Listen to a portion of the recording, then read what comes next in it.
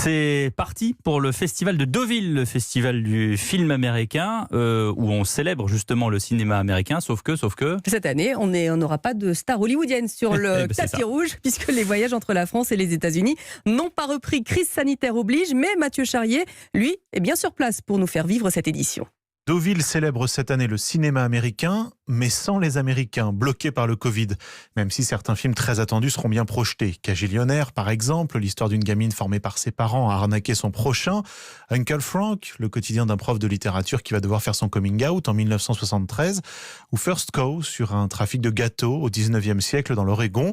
Mais pour animer son tapis rouge, faute de vedette hollywoodienne, Bruno Bard, le délégué général, a eu une idée: inviter des films français sélectionnés à Cannes. J'ai voulu fédérer autour de moi tous les espoirs de montrer des films. Du coup, j'ai invité le Festival de Cannes afin que la fête soit complète. Le cinéma sans les films, ça n'existe pas.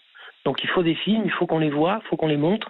Et c'est le rôle des festivals comme Deauville d'accueillir tous les cinémas. C'est ainsi que Maïwen, notamment, présentera son nouveau film ADN, porté par Fanny Ardant. Lucas Belvaux dévoilera Des Hommes, avec Depardieu, Catherine Fro et Daroussin.